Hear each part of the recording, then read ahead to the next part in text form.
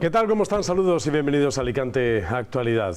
Estamos en pleno mes de mayo, en plena primavera y en un momento de sangre caliente, con conflictos permanentes, los profesores, docentes en las calles, reivindicando mejoras en las aulas, mejoras salariales, una actualización de todo el sistema educativo. Los médicos también protestando en las calles, dejando los consultorios para que se note que llevan ya mucho tiempo también con unas condiciones de trabajo bastante precarias. También protestando en las hogueras, las comisiones de hogueras están plantando cara al Ayuntamiento de Alicante porque andan enfadados que no les llegan todavía las subvenciones y andan también bastante molestos con las ordenanzas que el Ayuntamiento quiere poner en marcha, todavía en fase de estudio, pero es que estamos a un mes de hogueras, unas ordenanzas que restringen un poco más el modo de actuar de las hogueras, que aumentan la seguridad, eso sí, pero que ya veremos hasta dónde llegan. Una primavera en la que estamos hablando también de los conflictos cotidianos, la vivienda, también en Alicante vamos a hablar de vivienda, la falta de soluciones habitacionales para nuestros jóvenes y un poco estas cosas. Es decir, es verdad que estamos en primavera, dicen que en primavera se altera la sangre y es momento de más movilizaciones y conflictos sociales. Lo estamos viviendo en primera persona. Vamos a hablar de algunos de ellos en este programa que ahora comenzamos. Si les apetece, bienvenidos. Comenzamos Alicante Actualidad.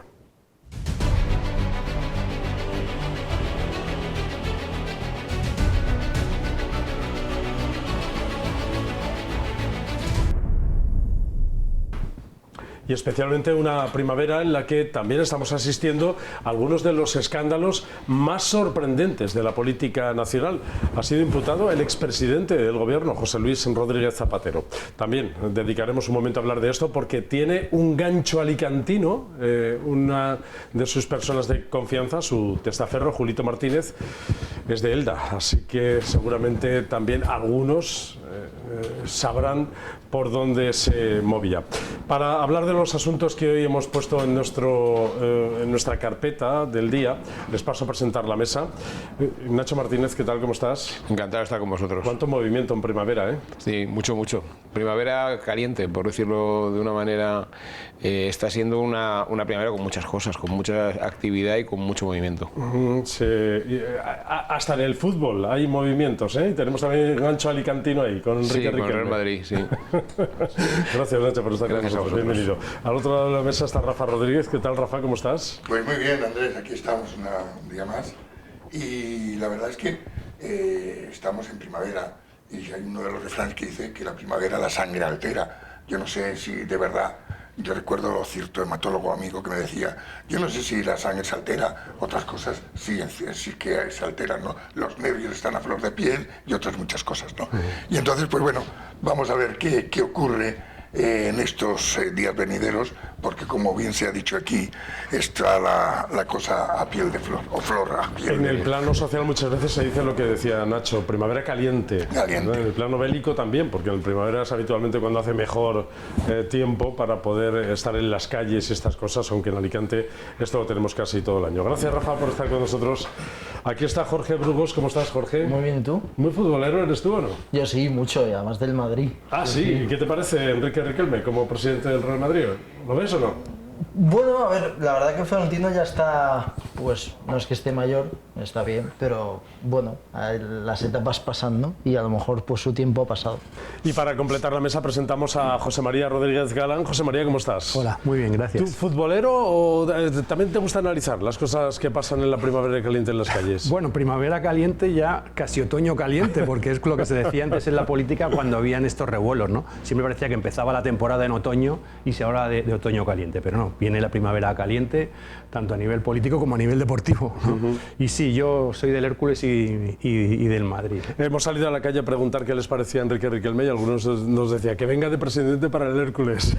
Bueno, ya tenemos un Enrique presidente del Hércules, tenemos un Enrique presidente del Hércules que yo creo que él está haciendo un esfuerzo importante para que el Hércules suba, ¿no?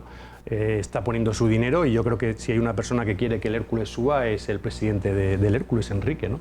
Bueno, el otro Enrique tiene otro cometido, es una persona también importante, yo le conozco, he coincidido con él en algunos actos hace 2 años. Es un hombre además de la Vega Baja, de Cox, de Almoradí, el de Cox. Se ha hecho a sí mismo, es un gran empresario, joven gran empresario, y puede ser una apuesta importante para el futuro del Real Madrid. Vamos a ver qué pasa. Vamos a ver qué pasa. Hablaremos de fútbol después. Ahora vamos a hablar de esos conflictos sociales en la calle. Pensábamos que se iba a parar esta huelga indefinida convocada por el sector educacional, por los profesores y los sindicatos especialmente, pero de momento todavía no, a pesar de que ya se han ido acercando posturas. Estos días en las calles se decían cosas como esta. Aunque nos movilicemos y vean que estamos todos implicados, yo creo que les va a dar igual. Es nuestra máxima ilusión, que lleguen a un acuerdo esta tarde y que se pueda reprender las clases, y que es lo que toca. Deberían pensárselo bien, porque ya veis que las movilizaciones y los ánimos están a flor de piel. O sea, nosotros no nos vamos a chantar y vamos a luchar hasta el final. ¿Consideráis que han conseguido ya lo que pedían? ¿Les falta? ¿Todavía no han desconvocado la huelga indefinida a los docentes? ¿Quieren tener un poco más de seguridad, Nacho? Yo creo que esta huelga es responsabilidad de los propios sindicatos, que ahora lideran y se ponen la bandera y la medalla.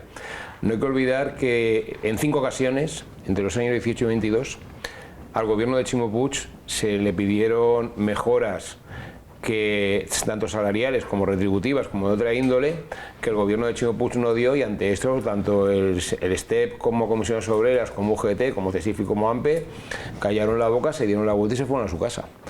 Y en segundo lugar, entonces yo creo que sí que hay una reivindicación docente, pero porque está mucho tiempo sin actualizar el sueldo de los profesores, pero está mucho tiempo sin actualizar no porque haya habido una inacción, sino porque los sindicatos que ahora se ponen la medalla de liderar esta huelga, en su momento no hicieron esa reivindicación. Por lo tanto, cero a los sindicatos, y los docentes tienen todo el derecho a reivindicar lo que consideran. Son reivindicaciones justas, es verdad, tienen razón. Se han ido deteriorando los colegios, las instalaciones, los sistemas, un poco todo, pero tiene razón en que no han salido a la calle en esos 8 años del Botánico. Claro, no han salido, y entonces si tú no eres capaz de reivindicar cuando está a la izquierda lo que tienes que reivindicar, pues luego de golpe no se puede reivindicar todo.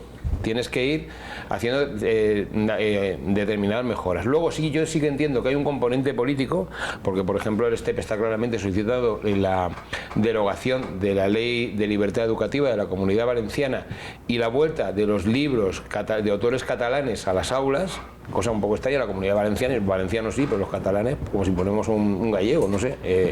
Entonces, yo creo que hay un componente político bastante importante por parte de algunos, pero también creo que está llegando el momento de llegar a un acuerdo para poder volver a las aulas. ¿Qué está ocurriendo? Pues que tú no puedes pedir de 0 a 100 en 5 segundos de aceleración. Entonces yo creo que tendrá que llegar a un término medio, y eso se llega a través del diálogo. Esa ley de libertad educativa es una de las bazas del Consell, que la ha puesto encima de la mesa para continuar respetando. Es que yo creo que no hay sindicato ni partido político que pueda negar a unos padres la libertad para elegir en qué lengua quieren que estudien sus hijos. Eso es un tema privado de las familias. Entonces, primero, que ya haya habido que hacer una ley para eso, evidencia en qué situación estábamos. Yo creo que ha reaccionado, yo os quiero preguntar, ¿ha reaccionado bien Pérez Llorca? Aunque la negociación ha sido de Carmen Ortiz y de Daniel McEvoy, pero el gobierno se ha dirigido por Juanfran Pérez Llorca. ¿Pensábamos que iba a dar estos giros en la negociación? Bueno, yo creo que tampoco ha dado un giro. Bueno, sí, no sé, yo he visto técnica negociadora con esto de ha habido una propuesta. Ofrecer primero públicamente 150, después llegar hasta los 200. Bueno, pero es que en cualquier negociación indudablemente se hace así, ¿no? Habrán estudiado los presupuestos de la Generalitat, habrán visto en una primera parte lo que podían llegar económicamente, la reivindicación salarial, y bueno, no han estado de acuerdo y han tenido que hacer otra contraoferta, pero esto es propiamente de la negociación, ¿no? Yo creo que lo que se mezclan aquí son 3 cuestiones importantes, ¿no? Y que es la reivindicación salarial de los profesores, que está bien, las infraestructuras, bueno, está bien que lo hagan por ellos, claro, las infraestructuras, el déficit de infraestructuras que tenemos en tema educativo. Histórico, esto nadie lo puede negar, es verdad, que nos han construido colegios en Alicante, por el tema ejemplo, de los ratios, claro, efectivamente, y después el tema de la libertad educativa, ¿no? Ya han hecho ahí un cóctel y yo creo que tampoco es bueno para el propio sector de educación, ¿no? Porque incluso se podrían dividir ellos, ¿no? Y lo que sí yo creo que hay 3 cosas que deberían de pactarse a nivel de comunidad valenciana, pero incluso a nivel de Estado, ¿no? Que son fundamentales para la sociedad en este momento. Es la educación, es la vivienda y es la sanidad. Y son justo los 3 pilares donde en estos momentos hay una crisis terrible.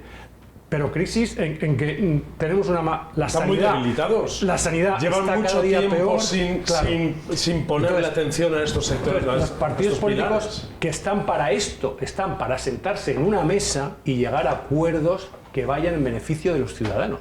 Y hay que ver, y hay que recordar aquí que durante la transición los partidos políticos, PSOE, UCD, que sería PP ahora, y otros partidos minoritarios, llegaban a acuerdos de Estado. Y durante esa época se consiguieron muchos logros que hoy, por desgracia, se pueden ir perdiendo por el enfrentamiento, por esa política de muros que se ha instaurado, ¿no? Yo creo que los partidos políticos deberían de hacer, sobre todo los importantes, hacer una pequeña reflexión sobre estos asuntos, ¿no? Y decir, oye, vamos a ver, tenemos nuestras diferencias, pero hay una serie de cosas que nos unen que deben de ser como mínimo estas 3 materias, ¿no? Sí, yo estoy muy de acuerdo con José María, ¿no? Al final hace falta un pacto de Estado por la educación, es una cosa que se va demorando, y a mí me da la sensación también de que en las instituciones en general, ¿no? Esto lo comenta mucho Iván Redondo en su libro, ¿no? El manual, ¿no? Que hace falta pues un diálogo de persona a persona, ¿no? Y creo que en las instituciones se encasilla mucho en la institucionalidad y creo que falta un verdadero diálogo porque, sinceramente, si lo hubiese, pues no llevaríamos tanto tiempo con la huelga, ¿no? Yo creo que ya habría habido alguna solución. Y cada vez que se pide a un político que solucione problemas de este tipo, pues estamos viendo que en casos como este no están a la altura. Bueno, no sé si os parece que se está más o menos solucionando de una manera eficiente. Yo lo decía antes, os preguntaba si os parece que Pérez Llorca ha llevado bien esta negociación o su equipo está llevando bien esta negociación. Si se resuelve si se resuelve en 24 a 48 horas, ya han dado pasos. Claro, estará bien. Si al las final dos partes tendrán que poner si esto se dilata mucho, indudablemente se verá como mal negociado, pero bueno, este tipo de cuestiones, de negociaciones, son así de duras y de bruscas. No creo que ahí haya ningún... En toda negociación hay que renunciar a algo y hay que estar dispuesto a dar un poco más de lo que ofrecías. Claro, pero en este momento quien está haciendo la renuncia o quien está dando más, me da la sensación que la Generalitat, que es la que está dando. Quien no está cediendo absolutamente nada...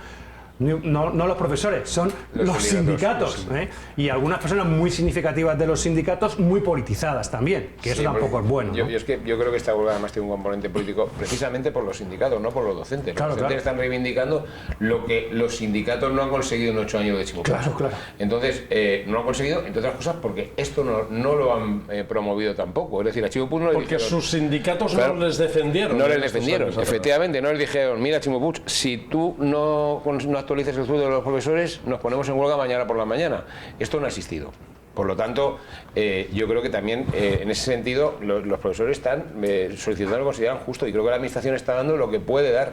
Hay profesores jóvenes que han conocido las aulas colapsadas, que llevan desde que se iniciaron en la carrera dando clases en barracones, con la educación especial, con esos ensayos clínicos que se hacen en las aulas. Luego, le voy a decir otra cosa, es que el plan edificado de los 8 años del Botànic, Conseller d'Educació Compromís, Vicent Marsà durante mucho tiempo, fue un desastre a nivel de creación de nuevas infraestructuras educativas. Entonces, de aquellos polvos vienen estos lodos. Esto es así y se puede ver. Sí, hay que recordar, la herencia que ha recibido el Partido Popular en el tema de educación en la Generalitat Valenciana ha sido negativa. Sí, y hay que recordar, por ejemplo, que Chimo Puig se gastó 14 millones de educación valenciana en comprar el Palacio de Correos de Valencia, que costó 23 millones de euros a la Generalitat en aquel entonces. Es decir, hay que situar todo en su justo nivel. Y luego, por otra parte, yo quería introducir una cosa.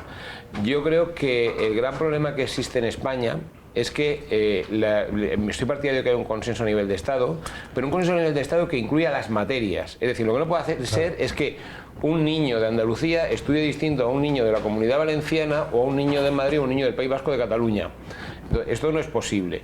Entonces yo creo que todo eso debería homogeneizarse y las 17 autonomías españolas deberían ser lo suficientemente dialogantes, dialogadoras y entenderse, llegar a entenderse por el bien de esos niños, no por otra cosa, como para llegar a ese acuerdo. Sí, eso que acabas de comentar, Nacho, pasa actualmente con la seguridad social, me refiero, ¿no?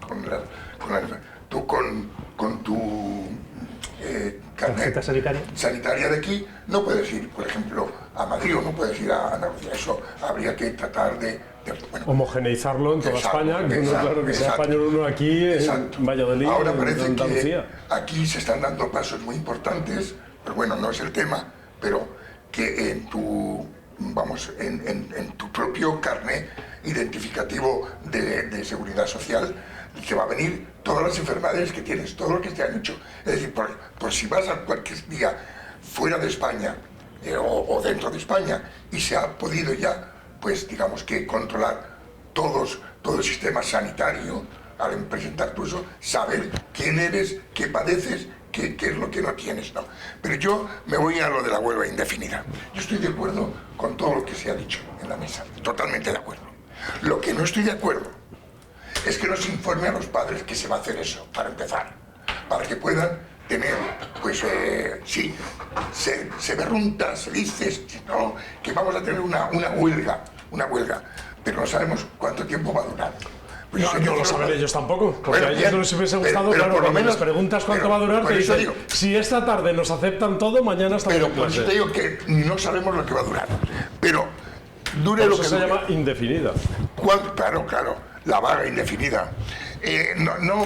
No se va a poder recuperar todo el tiempo que se ha perdido. Están los exámenes de fin de curso ahí, los niños... Bueno, ahora vamos a apelar a la responsabilidad de los profesores para que puedan recuperar. Es decir, es verdad que aquí la parte politizada está en la parte de los sindicatos y luego otra cosa que yo creo que a algunos periodistas les hemos dicho, a algunos profesores que niegan la politización. ¿Por qué no reprocháis que Compromís y Partido Socialista vayan con pancartas dentro de esta manifestación? Por lo que tú decías antes. Efectivamente, es que la politización es evidente. Es decir, en el momento que un solo sindicato de los que están allí comienza a leer derogación de la ley de... Ya no solamente los sindicatos, los propios partidos políticos han ido con pancartas. Exactamente. Compromís y Partido Socialista. O sea, yo creo que hay dos componentes esenciales en la educación de los niños. El primero y fundamental son las familias, después nadie y después los profesores, pero por este orden. Y luego los partidos políticos ahí tienen que ver cero o menos, o tienen que tener que ver, mejor dicho, cero o menos. Es un tema entre familias y los centros. Y la administración que se encarga de proporcionar los recursos suficientes para que esto sea posible. Es verdad que las reivindicaciones, insistimos y lo decimos cíclicamente, son justas. Sí. Nadie ha dicho lo contrario, ¿eh? A ver, aquí en la mesa. Ahora, hay algunas que nos pueden chocar un poco más, ¿no? Educación pública y en valenciano. Las reivindicaciones que son de una mejora retributiva y mejora de las condiciones laborales de los profesores y de los maestros son justas. Claro. Pero tú, si lo que te legitima una cosa siempre es la otra. Si tu sindicato no has ido a ver a la administración de Socialista y de Compromís y le has reivindicado y le has dicho o me das esto o yo me voy a la huelga y te voy a hacer una huelga, cosa que ha pasado. Pues yo me acuerdo de los tiempos del ministro Maragall, las universidades se pusieron en huelga. Tuvieron que hacerlo y lo hicieron. Eso no ha ocurrido con los sindicatos valencianos ante el gobierno socialista y de Compromís. Y ahora quieren pedir todo. Los profesores tienen derecho en decir que tienen que reivindicar todo eso. Pero claro, ahora todo de golpe, pues es muy difícil que con una comunidad autónoma, además infrafinanciada por el gobierno, se pueda llegar a eso. Esperemos que llegue a buen puerto. Esta huelga, la huelga de los médicos, que también este miércoles toman las calles. También salen a las puertas de los centros de salud y los hospitales cíclicamente porque no consiguen que se les ponga un estatuto propio de los médicos para mejorar sus condiciones laborales y también evitar esas largas guardias que se hacen interminables y que redundan en la falta de calidad asistencial a nosotros, a los pacientes al final.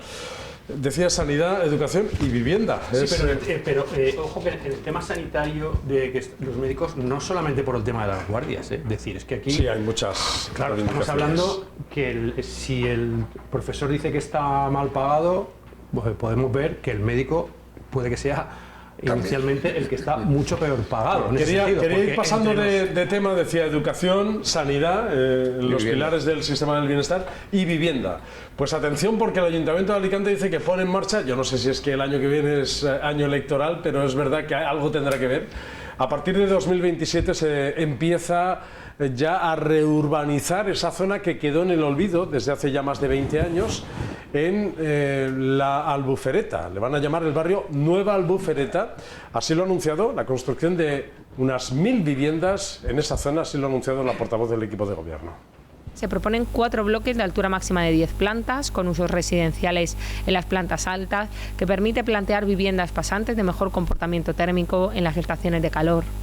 Mientras que en las plantas bajas, donde se podrán dar tanto usos residenciales como terciarios, se propone que se vuelquen hacia las calles de mayor tráfico peatonal interno, de manera que los espacios comerciales recaigan sobre estos viales, generando una red de servicios y comercios de proximidad necesaria para potenciar la vida de barrio como un modelo urbano de calidad que prime la escala humana de la ciudad y la relación de las personas en el espacio público. Se avanza en este proyecto que permitirá generar un nuevo barrio, la Nueva Albufereta, entrando en las previsiones que puedan iniciarle las labores de urbanización en 2027, desarrollando este nuevo sector de la ciudad, ubicado entre las calles Caja de Ahorros, Flora de España y la glorieta del ingeniero Pedro Torres. En una zona que quedó paralizada hace ya muchos años. 1000 viviendas, 100 de ellas viviendas de protección pública. Esto ha hecho saltar las alarmas después del debate que tenemos con aquellas viviendas de protección pública en la zona de Playa San Juan. Dicen, ¿otra vez viviendas de protección pública en una zona privilegiada? El portavoz de Esquerra Unida Podem, Manolo Copé, ha dicho esto. Es un proyecto que lleva más de 30 años dando vueltas, mientras hay otras zonas de la ciudad que están totalmente abandonadas y que no tienen ningún tipo de atención. Por tanto, también vamos a estar pendientes de esta exposición pública, vamos a intentar averiguar qué es lo que está pasando con este proyecto que después de 30 años pues quiere poner otra vez viviendas de lujo en esta zona de la ciudad cuando tenemos los antecedentes del SNAUS. Por tanto, vamos a seguir vigilantes tanto en la Comisión de Vivienda del SNAUS como en esta exposición pública de este proyecto que ya decimos que va a ser de nuevo para vivienda para personas ricas, mientras estamos viendo en nuestros barrios cómo crecen cada vez más viviendas en los bajos comerciales. Terrenos municipales, viviendas en esta zona. Está bien que se busquen estos emplazamientos para donde haya posibilidad de construir viviendas. Si hay un plan parcial, en este caso, que lo permita, pues a mí me parece bien. Si estamos diciendo que hay una necesidad de viviendas en la ciudad de Alicante, pues esta es una zona a desarrollar. Y pues a mí me parece bien, simplemente habrá que controlar, porque estamos todo el mundo un poco escamados de cuando vamos a hablar de viviendas de protección pública, pues que el control sea total y transparente. Fijaros, es otra urbanización, me parece el pueblo fantasma, pero lleva así 30 años urbanizado con aceras, creo que con sea ni de para ricos, como siempre suelen decir, es una zona privilegiada. Es una zona de expansión, es una zona de expansión en Alicante porque no se puede construir por otro lado. ¿Dónde vas a construir? La ciudad la tenemos partida por como si fuera una naranja con el mar, no se puede construir y estas son las zonas que quedan abiertas para poder construir. Esto digamos que es el cauce del barranco sí, pero la zona de arriba, hacia la zona de arriba. Sí, que es la desembocadura. Que va a desembocar a la playa de la Albufereta. Pero mirar, esto quedó ahí. Yo no sé, Nacho, si tú te acuerdas cuando esto parecía que iba... Yo me acuerdo cuando la playa de San Juan, yo creo que no soy tan mayor, pero me acuerdo cuando la playa de San Juan, la zona que va desde la Albufereta a la playa de San Juan eran huertos donde se cultivó de tomates. Claro, y de ahí están las torres de la huerta. Claro. Y una carretera con la discoteca y Paradiso por ahí. Paraíso, que todo aquello era la huerta de Alicante. La huerta de Alicante. Y vamos a hacer unos tomates estupendos ahí, por del tipo peculiar de agua que regaba aquellos tomates, que era una mezcla entre salada y agua dulce. ¿Es una buena noticia la construcción de estas 1000 viviendas? Yo creo que cualquier desarrollo de la vivienda es bueno, pero creo también que los ayuntamientos y lo que tienen que hacer es facilitar las condiciones para que la iniciativa privada pueda construir y desarrollar. No tiene que ser el promotor, sino en un plan parcial está claro que el ayuntamiento tiene mucho que decir, o en un plan general de ordenación urbana, pero tiene que facilitar las condiciones para que los constructores puedan construir, porque aquí en España pasamos de que se construyesen muchas viviendas a demonizar a los constructores porque ya todos eran malos, ya todos iban a tal, iban a cual, etcétera, etcétera. Cuando hay muchos constructores honrados que quieren trabajar. La inmensa mayoría. La inmensísima mayoría.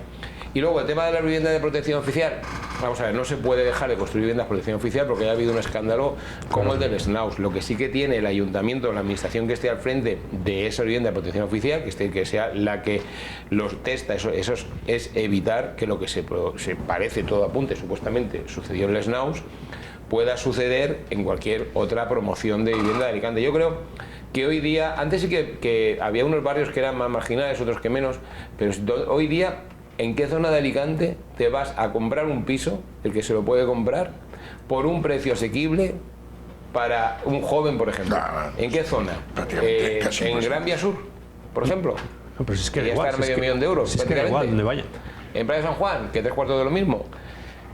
Donde me digáis. Es decir, entonces yo creo que lo que hay que hacer es que esa vivienda de protección pública estén bien, que si son el 10%, yo creo que se llaman 250 aproximadamente. Ahora, lo que hay que intentar también... viviendas, el 10%. Eso va por ley. Eso es por ley. Viviendas, son 4 bloques a 50 por bloque. Pero eso es por ley. Lo que hace falta ahora es que se agilicen los trámites, ¿no? Que no volvamos otra vez a estar aquí dentro de 30 años y volver a hablar de lo mismo. Yo creo que ahí sí que hay un problema importante. Está bastante avanzado esto. Está bastante avanzado. Lo que es el trazo, sí. La empresa lo que es el trazado, perdón, sí. Ya ha tomado... Pero ahora todo eso no valdrá nada. Entonces hay que renovarlo. Entonces hay que renovarlo entero. Los agujeros hechos estarán, por lo menos ya se podrán hacer los conductos. Sí, bueno, la empresa va a empezar a urbanizar. No conocemos el diseño del... Va a empezar a urbanizar en 2027. Han variado un poco la ubicación de las propias viviendas para facilitar también las brisas del mar y aclimatar estas viviendas de esas formas que ahora los arquitectos hacen también para que la propia naturaleza y las brisas del mar sirvan de sistema de climatización. No sé, Jorge, ¿te parece buena noticia esto? No, yo creo que, a ver, estamos viendo que se están construyendo más viviendas, no solo en este ayuntamiento, sino en los demás. El problema de la vivienda sigue existiendo, ¿no? Es verdad que habrá que ver a largo plazo, ¿no? Pero creo que hay dos temas que nos están tocando, ¿no? Que primero es las viviendas vacías. El 30% de las viviendas en España están vacías, es decir, ese es un tema que hay que abordar, que tienen propietarios, pero que prácticamente se tiene constancia de que en el último año no ha habido ninguna habitabilidad, ¿no? Y luego otro problema es la turistificación. De poco sirve, me pasaban hace poco, ¿no?, un titular del actor Javier Gutiérrez que decía que Madrid se había convertido, el centro de Madrid, en un entorno hostil, ¿no?, que ya no veía como propio, ¿no? Al final, si conviertes las ciudades en parques temáticos y prácticamente son todo pisos turísticos, pues no puedes pretender que el precio de la vivienda baje. Entiendo que este bloque de edificios, esta urbanización, que es un barrio nuevo de Alicante, va a ser un barrio de vivienda residencial.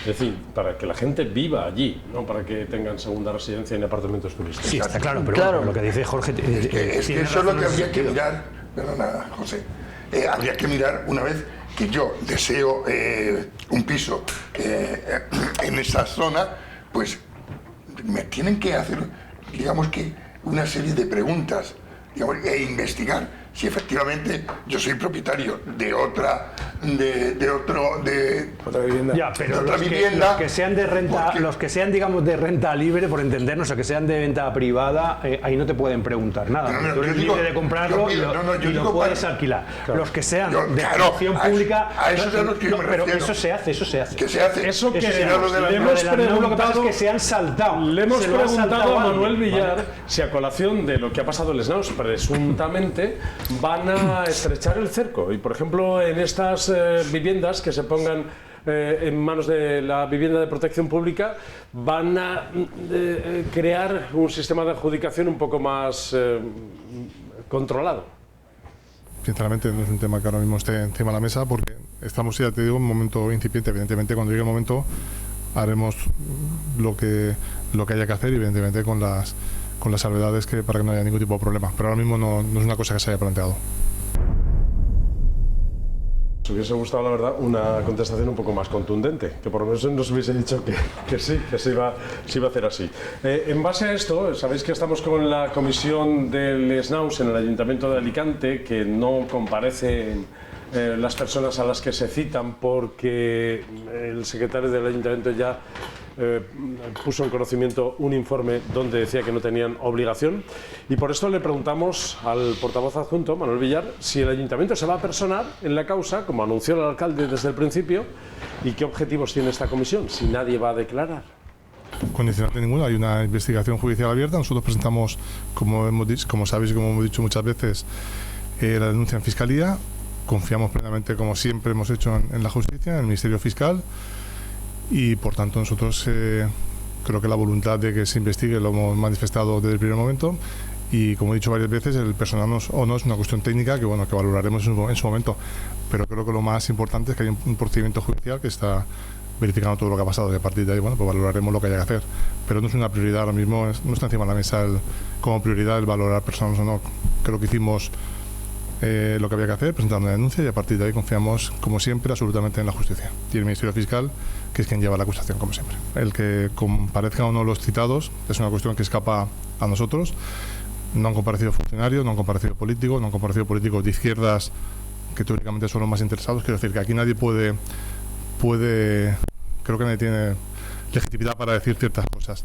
Dicho lo cual, la comisión se planteó para que se pusiese encima de la mesa los expedientes y se viese lo que se ha hecho por parte del Ayuntamiento, y eso se ha hecho. Por tanto, creo que lo que sí que se ha avanzado con esa comisión, o lo que se ha conseguido, es que todos los grupos municipales tengan la documentación y sepan lo que se ha hecho, y creo que es al final lo que importaba.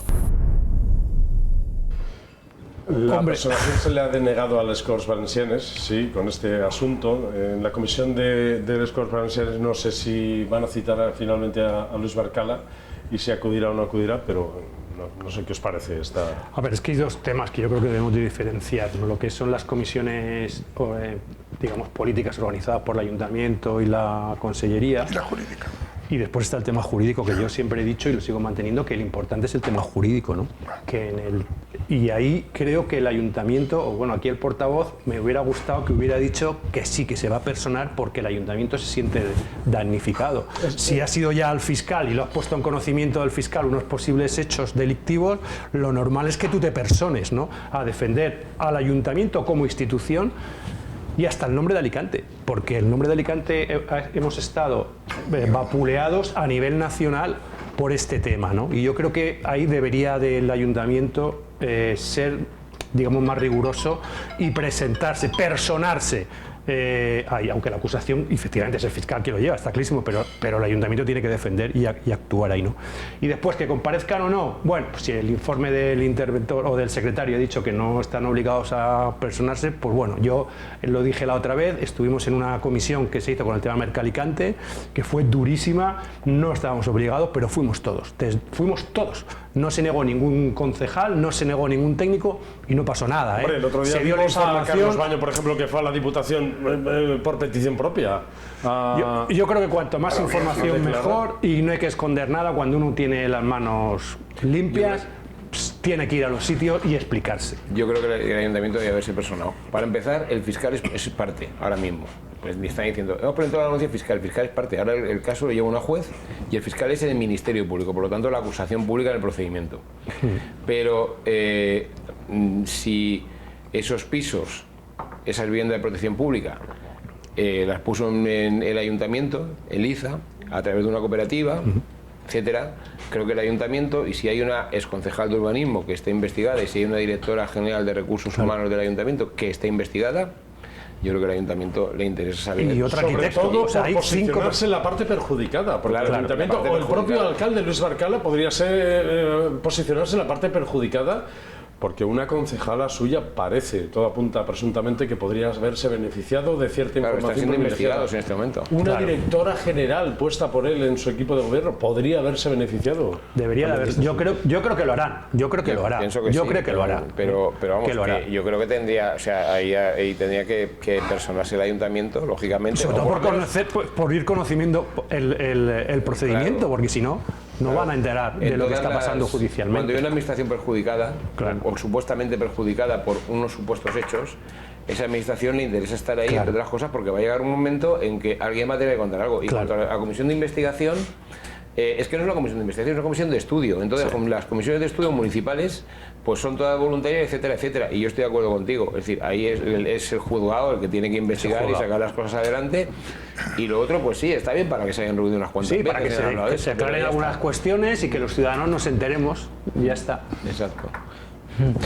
A ver, yo creo que hay que ser prudentes, ¿no? Es decir, yo estoy de acuerdo con José María, ¿no? El tema de las comisiones, creo que al final se ahorrarían muchos miles de euros si no se hiciesen las comisiones y con todo lo que eso conlleva, ¿no?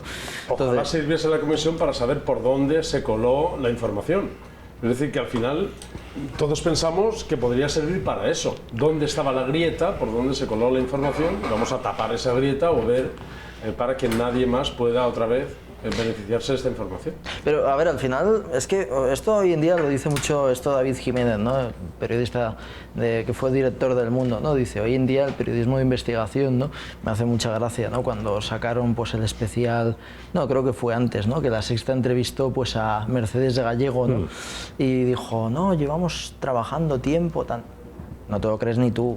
A ti te ha llegado pues alguna información y lo has sacado, pero bueno, ese periodismo de investigación ya no existe. Es decir, ¿qué pasa en ese caso y en todos? Habría que investigar de dónde vienen las filtraciones de todos. Pero no hablamos solamente del periodismo, sino en realidad de una investigación interna por parte del propio ayuntamiento. Oye, ¿por qué fisuras se ha colado esta información y cómo es posible que haya personas pero Andrés, una comisión que se hayan yo estoy de acuerdo, yo creo que estamos todos de acuerdo, pero una comisión de investigación donde están los grupos políticos no van a investigar dónde ha sido la filtración de la información. Porque ya los grupos van a intentar, no han querido claro, van a intentar cómo puedo dañar al que está gobernando. Claro. Si no hay más. Bueno, Andrés, ¿me permites? Sí. Yo no voy, porque se ha dicho todo, pero fíjate, hemos pasado, bueno, de puntillitas y hemos dicho lo de los médicos que vuelven a la huelga y demás también, ¿no? Pues precisamente hoy, día 19 de mayo, se celebra el Día Mundial del Médico de Familia. Tú fíjate qué casualidad. Es una jornada instituida globalmente para reconocer a los profesionales que representan la primera puerta de acceso y el pilar fundamental del sistema de salud. Y sin duda los más entrañables. Los más entrañables porque conocen digamos a toda la cadena familiar. Y donde las plazas saben que si tu madre, tu abuelo, el otro... Y donde las plazas del MIR han ido las últimas elegidas. Esas cosas las podríamos estar hablando sentados en una mesa en la explanada en el futuro horchatería, no sé, ¿sabéis cómo se va a llamar? Se ha dicho, ¿no? ¿Sabéis cómo se va a llamar? No.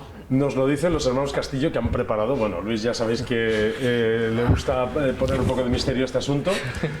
Los dos hermanos han lanzado un vídeo a través de Instagram para decir vamos a desvelar el secreto mejor guardado. ¿Cómo se llamará la futura horchatería Peret, histórica Peret? Así. Ya tenemos el nombre. Más de 1.400 comentarios en 2 días. Ha sido mágico. Bueno, aquí tenéis vuestro nombre. El nombre lo dice todo.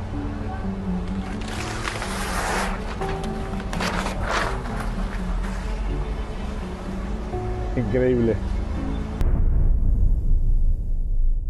Kiosco Peret, tanto misterio, ¿verdad? Para llamarle Kiosco Peret. Pues así se llamará, con un diseño y con una nueva forma que es de agradecer que hayan conservado el nombre, por lo menos. Azul herculano.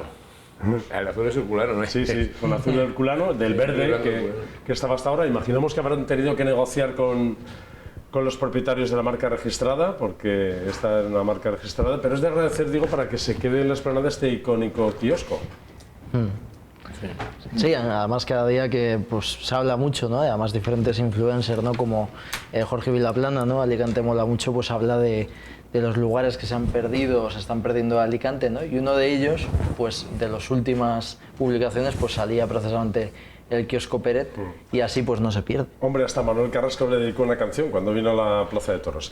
Vamos a hablar de más asuntos, de la seguridad. ¿Pensáis que Alicante es una ciudad segura? ¿Hemos ganado, hemos perdido? ¿Estamos bien posicionados dentro del mundo de de la seguridad no solamente para los alicantinos, sino también para los que nos visitan. De esto vamos a hablar ahora dentro de un momento, en la segunda parte. Antes déjenme que les diga que si todavía no han instalado este sistema de aclimatación térmica y acústica en su casa, háganlo con la empresa líder del sector. Se llaman Impimur. Es una empresa de proximidad que va rápidamente a hacer un estudio de su casa, ver cuál es lo que necesita y les dará un presupuesto inmediato. Impimur.com. Aquí tienen más información para conocer cuáles son las posibilidades y también para entrar en contacto con esta empresa. Podrán ahorrar hasta un 50% en la factura de la luz. Y esto, tal y como está el kilovatio, es un dinerito. No se vayan, volvemos enseguida.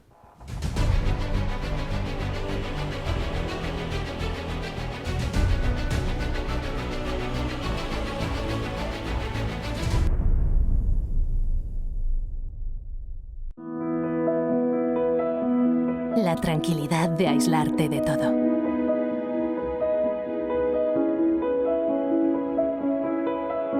La seguridad de disfrutar del calor de tu familia sin importar lo que ocurra afuera.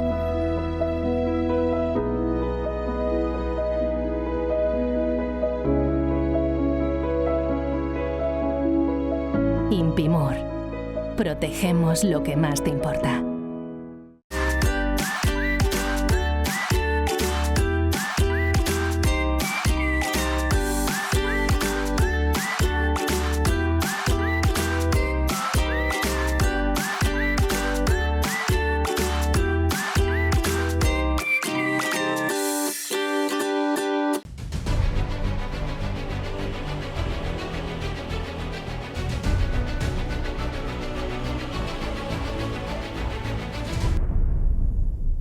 Estamos hablando en este programa Alicante Actualidad, donde hemos dado al principio algunas cuantas pinceladas sobre asuntos que no quiero que se me escapen, aunque sea también en pequeñas pinceladas. Zapatero ha sido imputado por el caso Plus Ultra. Es la primera vez que un expresidente del Gobierno de España es imputado por un presunto escándalo de corrupción.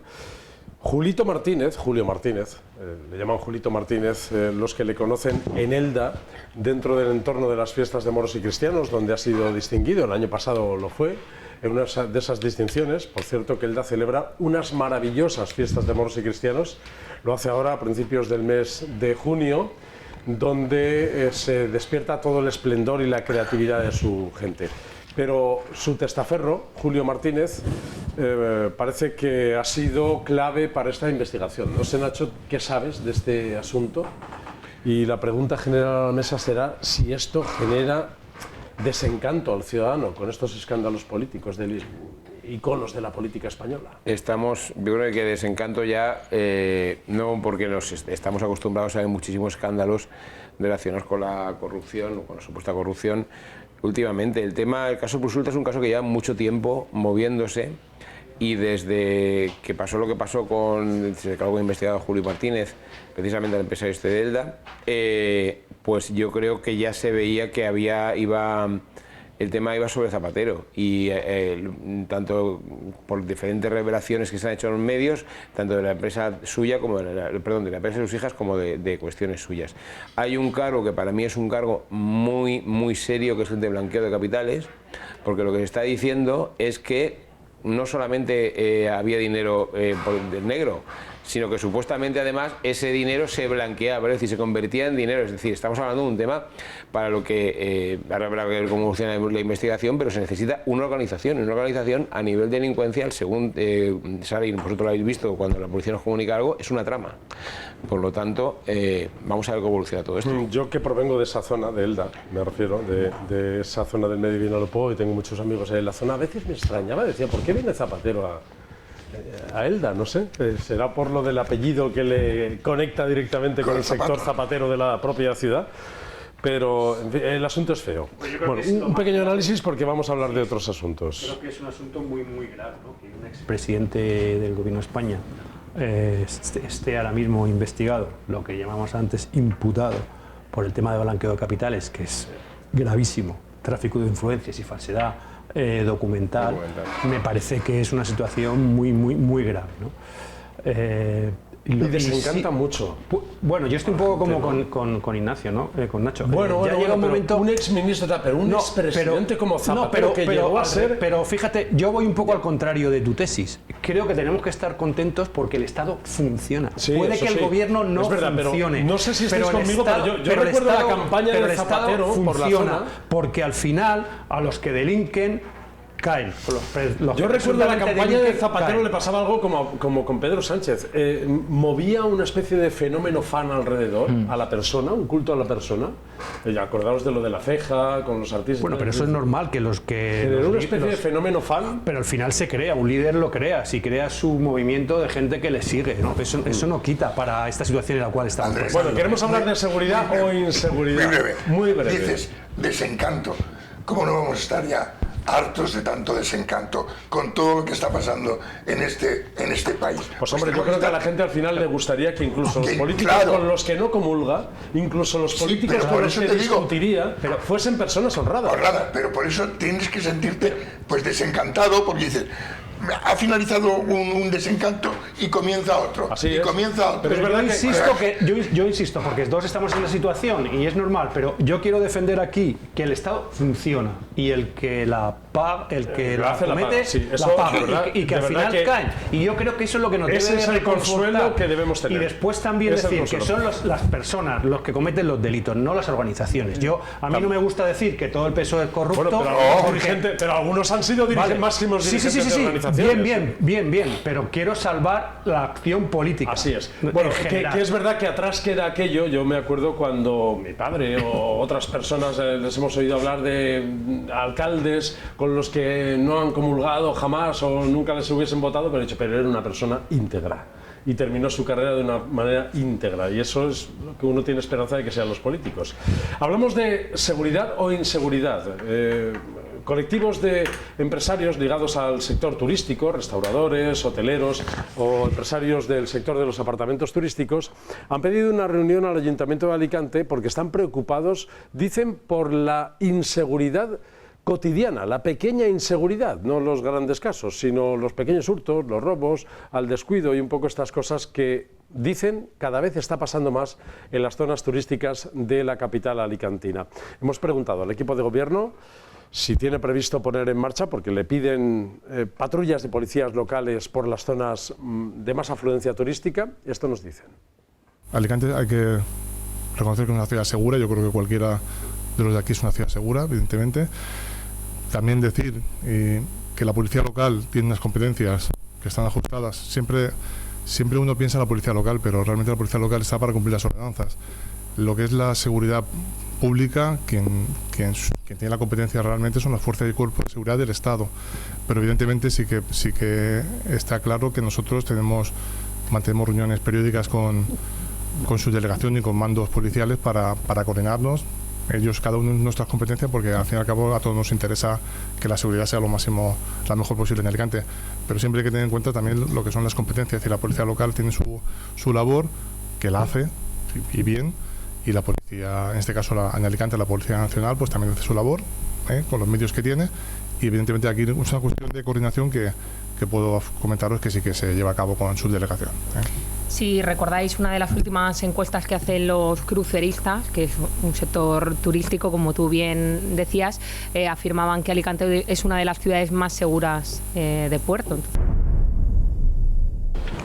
No presentamos datos de criminalidad porque los pequeños hurtos muchas veces no están reflejados en esos datos. Pero es verdad, la percepción de la que habla Cristina Cutanda también está en base a las encuestas que hacen los cruceristas. Pero yo pregunto a vosotros, ¿qué percepción tenéis? Los pequeños delitos, claro que se cometen en la ciudad de Alicante y claro que han aumentado. ¿Pero por qué? Pues porque nos visita más gente, nos visita más turistas y entonces los pequeños delincuentes vienen a estas ciudades también donde viene más gente y les atrae. ¿Vale? Eso no lo podemos evitar. Los carteristas, no lo podemos evitar. Un poco a estas eso cosas, ¿se puede evitar? Pues hombre, no sé yo, pero sí es verdad que con una mayor presencia disuasoria de la policía, tanto local como nacional, podría ser. Porque sí, efectivamente la policía local tiene su competencia, especialmente, como ha dicho el portavoz adjunto, el tema de las ordenanzas municipales, pero existe una policía de barrio que puede ir paseando, que es disuasoria, y ante la eminencia o la inminente de la cometer de un pequeño delito, tiene que actuar la policía. Hombre, es que yo no sé la si policía, os pasa, pero a mí me ha pasado puede actuar, algunas ¿no? veces que los propios camareros de las terrazas dicen, no te dejes eso ahí. Claro. Bueno, ¿y a cuántas personas mayores? Bueno, mi madre ha sido ya 2 veces en muy poco tiempo que la han tirado al suelo estirándole para robarle el bolso. Entonces, esos pequeños delitos, sí que esa sensación sí que la podemos tener en la ciudad de Alicante, pero insisto, la ciudad de Alicante no es diferente a la ciudad de Valencia, a la ciudad de Barcelona. Bueno, en Barcelona ya ni os cuento, ¿no?, cómo está aquello, donde te avisan cada 2 por 3 en el metro que lleven cuidado, que atención a tus pertenencias, etcétera, etcétera, ¿no? Y hay un montón de policía también pasando. Qué lástima, ¿no? Pero sí, pero es la sociedad, ¿no?, donde estamos, sí, donde, bueno, estos delitos se cometen. Y después también la segunda parte sería, bueno, a ver si se aprueba la ley de reincidencia y la acumulación de estos pequeños delitos ahí en la sirven playa, para expulsar esto pasa a la mucho gente. en la playa. Se va uno a bañarse y se deja las cosas. Y cuando vuelven no están... Bueno, pero eso ya no se debe de hacer. No se encuentran ni la toalla. Yo creo que tenemos muy buenos profesionales, tanto en la Policía Nacional como en la Guardia Civil, como en la Policía Local.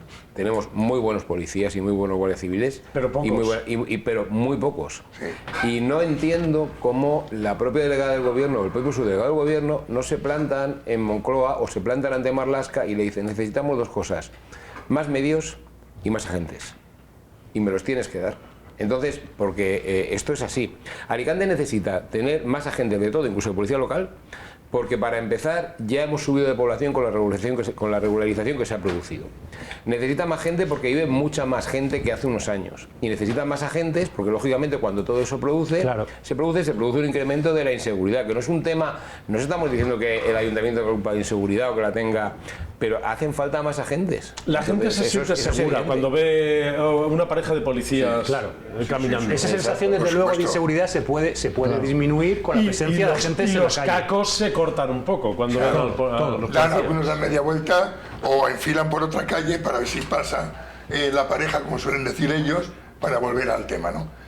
Pero mira, a mí me recuerda a Alicante, y lo hemos puesto, y se ha puesto como ejemplo en varias ocasiones, Alicante con Málaga. Porque en Málaga, con vistas al crucerismo y demás, y a la gente que va por allí, que se deja su dinero y qué tal, tiene mayor control de todo este tema.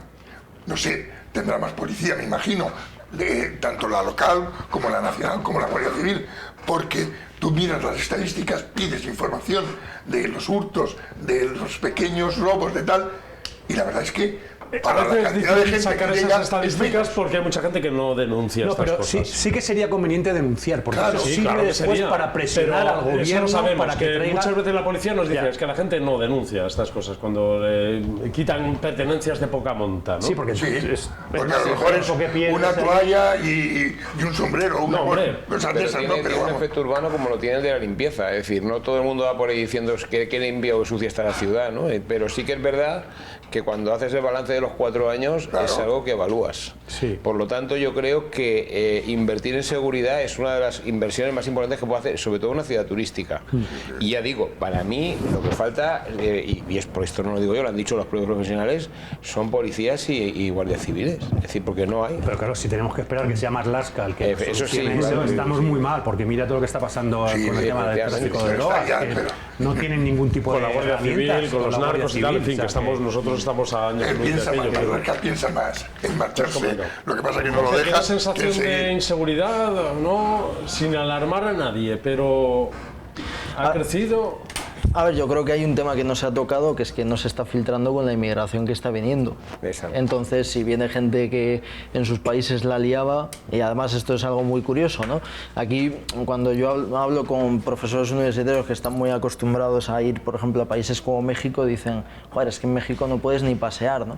Claro, viene gentuza de esos países que a lo mejor eran los que aterraban a sus vecinos mexicanos y vienen aquí, y entonces ya hay zonas pues que uno ya no camina con tranquilidad. Que a veces te digan que no puedes llevar una cadena de oro que se vea, o un reloj de marca, un poco estas cosas, choca mucho, ¿eh? A mí me choca mucho. Bueno, pero tampoco seamos alarmistas, ni no lo rigurosos. seremos. Es una sensación Pero de inseguridad porque somos más gente, viene más gente, vienen más turistas y los pequeños delincuentes o los cacos o los mayores vienen más turistas y vienen más a aprovecharse. Bueno, últimos minutos para hacer un pequeño análisis. José, vienen más turistas, pero vienen más cacos también. Y ahora cuando lleguen las hogueras, uno por nosotros, otro. Ahora cuando lleguen las hogueras llegarán muchos más, que como dice el portavoz adjunto Manuel Villar, es verdad que ahí hay reuniones específicas para abordar el asunto de la seguridad en las hogueras. A un mes de hogueras, vaya lío que hay, ¿eh? Todavía no han recibido las subvenciones las comisiones de hogueras, porque parece que hay una que no ha presentado toda la documentación. Vaya lío que tienen las hogueras. Lo comenta la portavoz y concejala de fiestas Cristina Cutanda, también sobre la ordenanza que se está perfilando de seguridad para las hogueras, que no están un poco enfadados las comisiones de hogueras.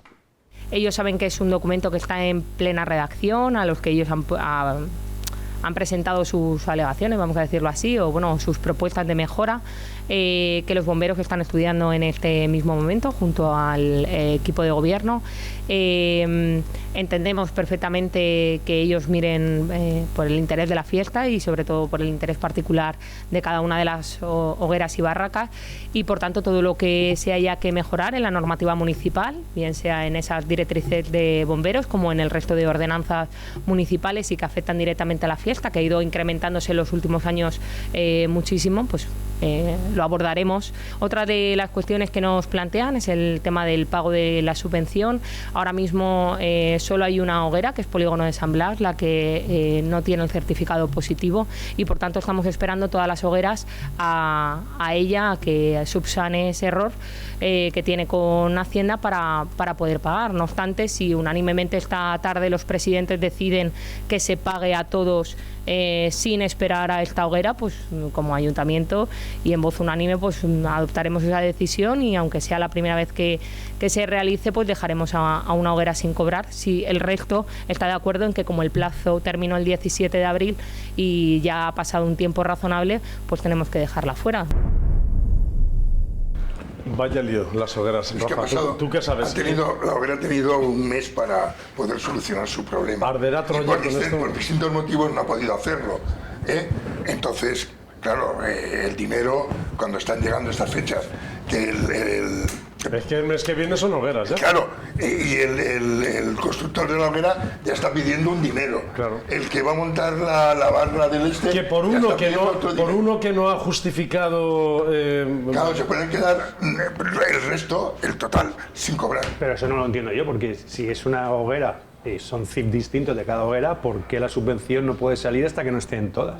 Por eso, porque falta esta. Si falta esta, pues que esta espere y sí, pero se es que regulariza. La concejala lo ha puesto en manos de la Federación de Hogueras. Si ellos dicen que esto lo hagamos así, lo hacemos. Sí, claro. Por una cosa que ha dicho Rafa, y sé que me voy a meter en un jardín, ¿no? Y si me ve algún foguerer, pues tendré consecuencias, ¿no? ¿De verdad estamos para dar dinero a las hogueras? Es decir, a lo mejor no podríamos ahorrar ese dinero para las familias alicantinas y que se autofinancien. Es que lo dicen hasta los propios foguereros. El otro día estuve con una persona... Espérate, termino, Rafa, perdón. El otro día estuve con una persona de las hogueras y me dijo que veía bien que se autofinanciasen. Es decir, creo que es un tema... A mí, sinceramente, me parece que en España es un país que hay... No hay hambre porque España es un Estado de Derecho, pero creo que hay familias que lo están pasando mal, y que se utilice dinero público para que unos señores monten la fiesta. Hombre, Jorge, de alguna manera es en revertir lo que genera las hogueras. Es decir, pero las hogueras también generan ingresos. Sí, ahí donde iba yo. Ten en cuenta que en los días de hoguera, pues la hostelería... Todo, hasta los aparcamientos municipales. Es que se duplica o se triplica, digamos que los ingresos. Todo. De hacer un ingreso, a lo mejor, que te voy a decir yo, en esos días, normalmente de 3.000 euros, se convierten en 30.000 euros. Bueno, pero Jorge ha propuesto un programa entero. Tú has propuesto un programa entero para hablar de esto, ¿verdad, Nacho? Porque tocar estos hilos es... Además, ese tema es, yo creo que tiene un debate. Y bueno, y no todos... Pues lo pasaremos al próximo programa para hablar. Ahora que nos acercamos a las hogueras, plantearemos un debate un poco más profundo sobre este asunto. Jorge, no todos tienen, digamos, que el mismo montante económico. Depende de categoría, así van cobrando. Porque a lo mejor tienes... con la fiesta. En estas son de las fallas, y está publicado, en lo que día lo publicamos, un juez de Valencia, por lo que hablaba de la seguridad, detuvieron a unos supuestos carteristas que había. Y la decisión que tomó el juez en víspera de esas fiestas fue que los expulsaba de Valencia durante los días que duraran las fiestas, para no tener que... Y si volvían a reincidir, los metían en la cárcel. Eso lo hacían antes los alcaldes de algunos pueblos, ¿no? A los chorizos locales los expulsaban durante las fiestas. Gracias, Nacho. Gracias, Jorge. A ti. Muchas gracias, José María. Gracias, Rafa. Gracias. Muchas gracias por su atención. Ya hablaremos de Riquelme. Volvemos, ya hablaremos de temas más ardientes, ahora conforme nos acerquemos a las hogueras. Gracias por su atención y hasta el próximo programa.